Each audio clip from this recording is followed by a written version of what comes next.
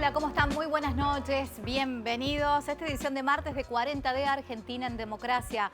Como lo hacemos siempre, conociendo historias de personalidades destacadas aquí en Córdoba, reivindicando también estos 40 años de democracia. Y allí está sentada Julia Soulier. Ella actualmente es directora del Espacio para la Memoria La Perla, pero ha sufrido en carne propia lo que ha sido lo feroz, lo atroz de la última dictadura, perdiendo a gran parte de su familia y de sus afectos. Una gran historia de vida, también de superación, por supuesto de dolor, que los invitamos a compartir. Sean todos muy bienvenidos. Tenemos todos la enorme responsabilidad de asegurar hoy y para los tiempos la democracia y el respeto por la dignidad del hombre en la tierra argentina.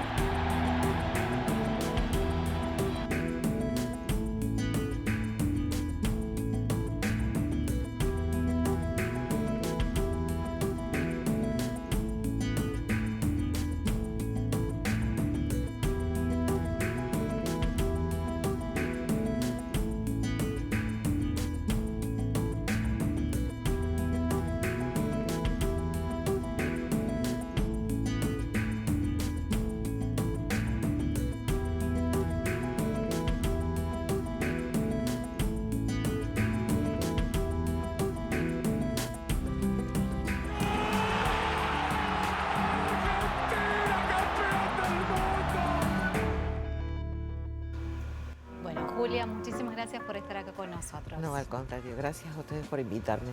Una historia de vida muy fuerte, la tuya. Víctima porque has perdido gran parte de tu familia y de tus afectos en la última dictadura, a tus dos hermanos, Exacto. cuñada También. y a quien fuera tu novio cuando eras adolescente. Adolescente, sí. Bueno, contanos un poquito acerca de eso, para refrescar un poco lo que ha sido esta enorme pérdida. Bueno, lamentablemente mi historia familiar forma parte de tantas historias familiares de aquella época. En el mes de agosto del año 1976, en plena dictadura, el día 15 de agosto, por la noche, secuestran a mi hermano Juan Carlos y a mi cuñada Adriana, junto con su bebé de 5 meses, Sebastián. Y al día siguiente, por la mañana, en la búsqueda de mi papá desesperada por encontrarlo, también lo secuestran a mi papá y a las pocas horas a mi hermano más grande. Gracias a que mi papá es llevado preso y lo retienen durante 48 horas, como se usaba en aquella época por averiguación de antecedentes, nosotros logramos recuperar a Sebastián, que tenía 5 meses. En este momento tiene 47 años la edad de la dictadura. Pero aparte de las pérdidas de mis hermanos y mi cuñada, también podríamos estar buscando a este nieto apropiado, que por suerte volvió a casa. Bueno, la verdad que después la historia siguiente fue muy dura, muy difícil. Tratar de rearmarnos de nuevo como familia. Mi hermano Luis era estudiante de medicina, estaba casado con Estela Reina y tenía a Diego, su primer hijo de 2 años y 4 meses, y a Susana, que era una bebé de 7 meses, y nosotros nos habíamos quedado a cargo de Sebastián. Así que bueno, creo que fue esos niños fueron los que nos dieron fuerza para seguir adelante, y aparte la lucha de la búsqueda, por supuesto, para poder encontrar a mis hermanos y a mi cuñada. Lucha que duró durante mucho tiempo. Durante mucho tiempo. Y aparte porque se enteraron que los habían asesinado hasta hace poco. Sí, nosotros sabíamos que habían pasado por la ex-D2, que era un centro de tortura y detención, y hasta ahí terminaban los datos que teníamos, ¿no? Muy a pesar de que mi mamá, acompañando a mi mamá, recorrimos a lo largo y a lo ancho del país cuánta cárcel y penal había, buscando tanto a mis hermanos como a mi cuñada. Y en todos los lugares nos contestaban lo mismo, que si eran de Córdoba, los buscáramos en Córdoba, porque de Córdoba no salía nadie. Hasta ahí era la historia familiar que podíamos armar del destino de mis hermanos, hasta que 28 años después, y gracias al primer juicio de lesa humanidad en Córdoba, que se lleva a cabo durante el 2008, gracias al testimonio de sobrevivientes que participan de ese juicio, ellos nombran a mis hermanos y a mi cuñada que los habían visto con vida en La Perla. Así que 28 años después ya habían fallecido mis padres, o sea que mis padres no pudieron cerrar esta historia. Nos enteramos mis sobrinos y yo de cuál había sido el destino final de mis hermanos y mi cuñada. Y siempre estuvo la esperanza de poder encontrarlos con vida. Y mira, fue un proceso duro. O en algún momento ya hubo el proceso alguna de tener un familiar resignación. desaparecido es un proceso muy duro psicológicamente, ¿no? Uno, como ciudadano en aquella época, confiaba en las garantías constitucionales. Nosotros, como el resto de la ciudadanía, no teníamos idea bajo qué plan sistemático de tortura y exterminios estábamos juzgados. A lo sumo llegábamos a pensar que, bueno, quien transgredía la ley tenía que estar preso. Entonces durante mucho tiempo tuvimos la esperanza de que volvieran con vida. Sí entendimos que quizás los tenían presos en lugares clandestinos, pero nunca tuvimos idea de que fueran torturados y asesinados. Con el tiempo los rumores de los organismos de derechos humanos, la búsqueda de las madres, de las abuelas, la propia búsqueda de la familia, mi mamá, la mamá de mi cuñada, los rumores empezaron a hacer certezas. Se empezaron a hablar que había lugares clandestinos donde se torturaba, donde se asesinaba. Y bueno, de a poco, cada uno con su proceso. A mí me llevó 5 años hacer el proceso de decir, no van a volver más. Fuimos haciéndonos a la idea que no iban a volver. Después, ese agujero negro a nivel afectivo de decir, ¿a dónde está? Yo todavía lo tengo hasta el día que los encuentre, no pierdo la esperanza, ¿no? Pero todavía no sé a dónde fue a parar los restos de mis hermanos. Bueno, eso fue, seguir adelante, luchar, seguir buscándolos, con el paso del tiempo entender que ya no iban a volver, aferrarnos a nuestros, en mi caso a mis sobrinos, en el caso de mis viejos, a sus nietos, y después la lucha de poder contarles de a poco a estos niños lo que había pasado. Quizás te parezca raro lo que te voy a decir, a mí sí me favoreció en toda esta historia de terror transitar la adolescencia. Si bien me hizo madurar de golpe, siempre uno cuando es adolescente tiene ciertas herramientas para poder escaparse, para conseguir la fuerza o para en algún momento del día salirse de ese problema. Y yo ese lugar de esparcimiento y de contención y de permitirme ser adolescente lo encontré en la escuela. Lo tenía en la escuela con mis compañeros.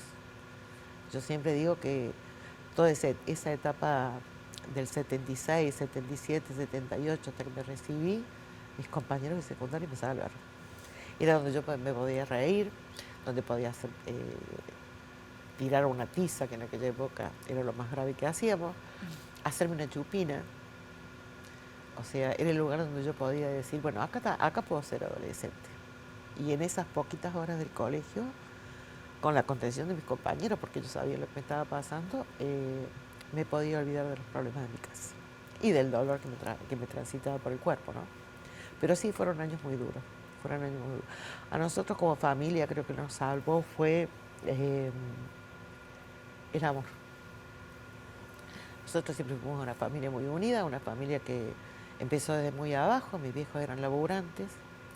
No nos faltó nunca nada, pero siempre mucho sacrificio al inicio del matrimonio y a la infancia nuestra para tener lo que necesitábamos. Nunca lo sentimos porque mis viejos eran 2 personas muy alegres. Entonces en mi casa la alegría era una cuestión cotidiana. Después de grande pudimos hacer lectura de que, bueno, que al principio nos había sido económicamente un transitar duro, porque no nos faltaba nada, pero había mucho sacrificio para conseguir lo que teníamos. Mucho sacrificio mis padres para poder mandarnos a escuelas privadas. Mis hermanos desde el jardín hasta el secundario hicieron la escuela en el Pío X. Yo también fui a colegio de monja privado, que en esa época era costoso, igual que ahora. Y después mi papá con el tiempo fue mejorando su economía y pasamos a otra instancia económica mejor, que aparte de perder a mis hermanos, ese sustento económico que había logrado con tanto sacrificio mi papá, también se lo llevaron los militares. Fuertísimo esta historia. Sí, sí, sí. Pues fuertísima la historia Sí. que has atravesado, de tu familia, pero también hay mucha superación, ¿no? Y como decís Totalmente. vos, mucha gente que Totalmente. aportó a poder sostenerte en algo que no sé si un ser humano está preparado, ¿no? Como para poder atravesar eso. Vamos a repasar una marcha que se hizo desde Córdoba hacia La Perla, Dale. hablando un poco también de esta conciencia social que había en el año 1997 Sí. aquí en Córdoba. Lo Dale. vemos.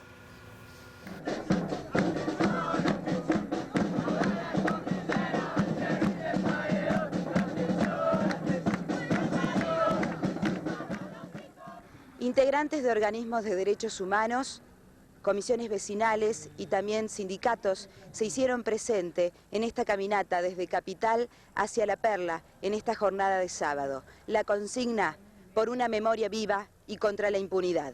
Venimos nosotras de Buenos Aires acompañando a la gente de Córdoba y además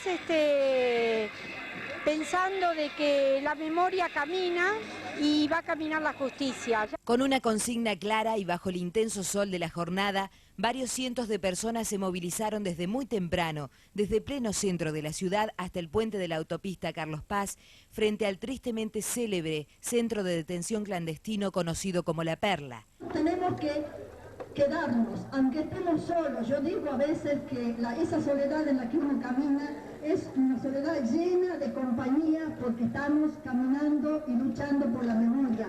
Desaparecidos de la patria.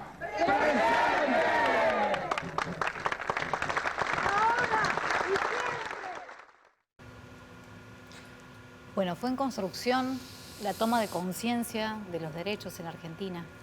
Sí.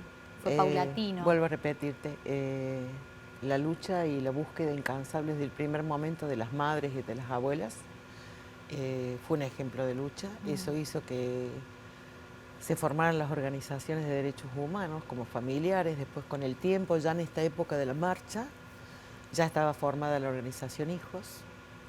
Formaba parte de mis sobrinos ya en esa época, ya eran adolescentes. Y yo...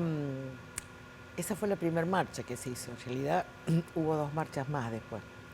Y en esa marcha se llegó hasta el puente y se colocó una placa que después con el tiempo fue vandalizada y se rompió. Veía la filmación y la pancarta grande del muchacho que sale en primera plana es la foto de quien era mi novio, del Coqui Arias. Él también está desaparecido en La Perla. Nosotros formábamos parte, yo estudiaba en la escuela Nuestra Señora de Loreto, donde mi hermano mayor era celador, y el Coqui formaba parte del centro de estudiantes. Nosotros los más pequeños de los primeros años del secundario, y ellos que eran los más grandes, los de la última año, de 6º año, formábamos el centro de estudiantes. Entre ellos estaba también Horacio Sosa, cantante de Córdoba, y estaba Walter Graova, que es ministro en este momento de Educación. El Coqui se recibe y al año siguiente, en marzo, empieza su inicio de carrera universitaria. Con el tiempo, con las investigaciones, porque esto no lo sabíamos de un día para el otro, ¿no? Esto se ha sabido después de mucho tiempo de investigación, supimos que había un profesor de filosofía llamado Bobadilla, que era el que le entregaba los listados al arzobispado a prima testa para marcar a los alumnos de los colegios parroquiales. Indudablemente ya sabemos que la desaparición del Coqui se debe a esta denuncia, ¿no? A él lo desaparecen, lógicamente nosotros desarmamos el centro de estudiantes porque no estaba prohibido en la escuela.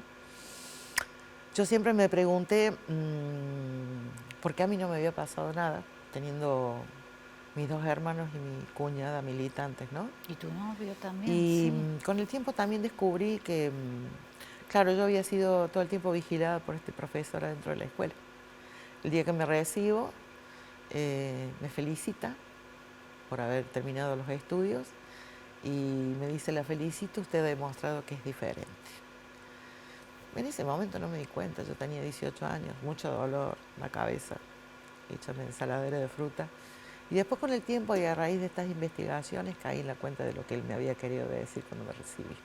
Julia, y efectivamente, ¿cómo seguiste, no? Porque más allá de tus hermanos, ahí Sí. tenías una relación de amor y con toda la proyección y la ilusión de la adolescencia.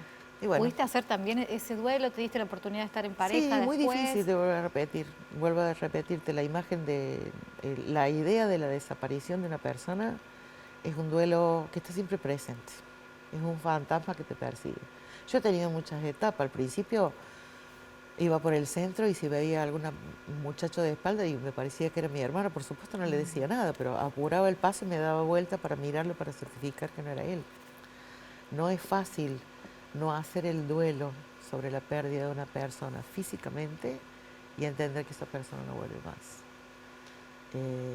Bueno, pero con el tiempo fui reconstruyendo. O sea, seguí la vida, me enamoré, me casé, tuve hijos. Pero siempre con el pilar del amor de la familia, ¿no? No siempre fueron momentos fáciles. Y había momentos difíciles y había momentos fáciles y volvíamos a los momentos difíciles. Pero bueno, siempre tirando para adelante. Después con el tiempo, lógicamente, con esta historia tan terrible, no solamente anímicamente, sino económicamente, porque vuelvo a repetirte, los militares los dejaron a mis papás en la ruina. Fueron durante 3 años después de la desaparición de mis hermanos a sacarle dinero hasta que lo dejaron realmente a mi papá en la ruina. También tenían una situación de depresión que no tenían ganas de vivir. Sí se esforzaban por los nietos, pero era muy difícil llevar adelante la vida. Y con el tiempo se enfermaron. Muy jóvenes, ellos murieron muy jóvenes. Mi papá tenía 68 años cuando falleció y mi mamá falleció 2 años después, también con la misma edad.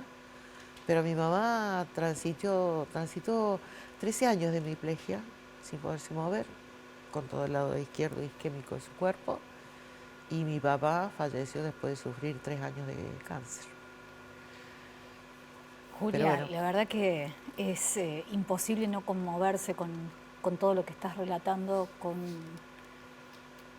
todo lo que se podría haber evitado si no hubiera ocurrido este terrorismo de Estado como lo fue la Así dictadura. es.